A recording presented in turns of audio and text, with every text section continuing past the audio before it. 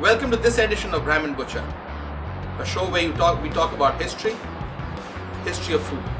So what did Indians or the ancient Indians eat in terms of meat?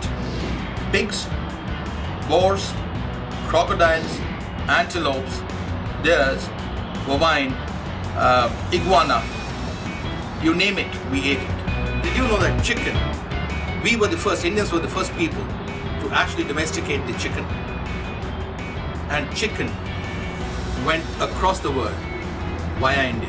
If China gave pork the world, we Indians gave the most popular meat, the chicken.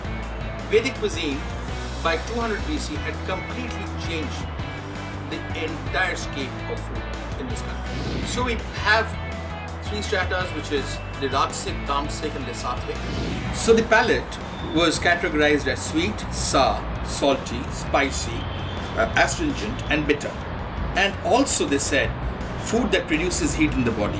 By then the Manusmriti was written, the Dharma Sutras in the Manusmriti, approximately 500 BC. We actually said that, let's not kill another living being. So some really interesting facts.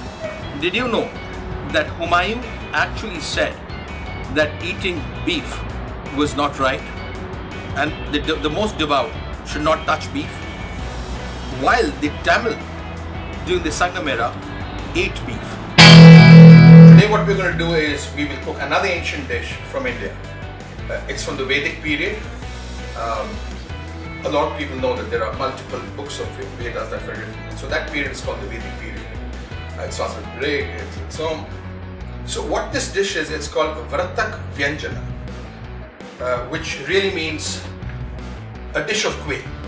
Now if you look at quail is a very interesting bird because there's mention about quail in the Old Testament. It's an old world food. There's also mention of Vratak in our scriptures. So in this dish what we are doing is we are cooking with clarified butter again. We are using imli, which is tamarind, a pulp of tamarind. We're cooking with turmeric, fresh turmeric. We're cooking with coriander, which is in powder form. We're cooking with cumin. Now, on one side, people say that cumin actually came from Greece. That's debatable. Did it come from Greece or did it move from here? Or we were both growing the same thing at two different places during the same time? We are using quail, obviously.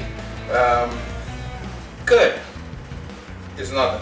In terms of spices, we are using methi, which is methi seeds, which was available here. We are using cardamom, we are using saunf, cloves, right, and ginger, lots of ginger. So here we go.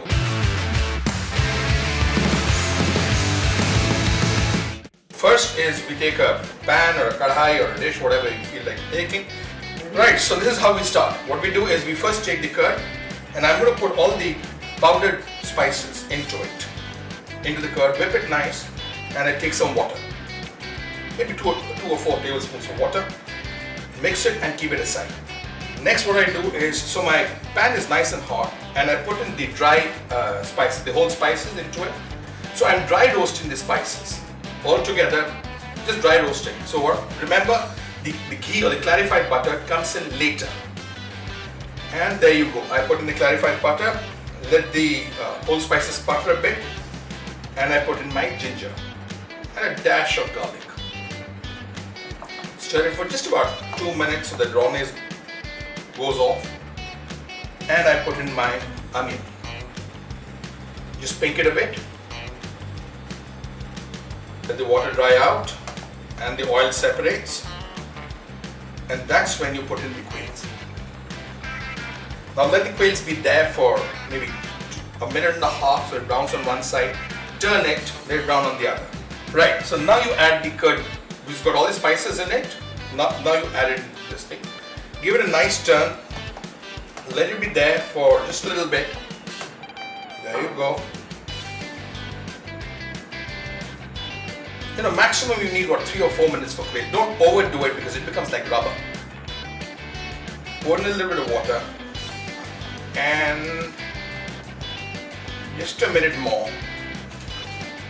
Now you check for doneness of the quail.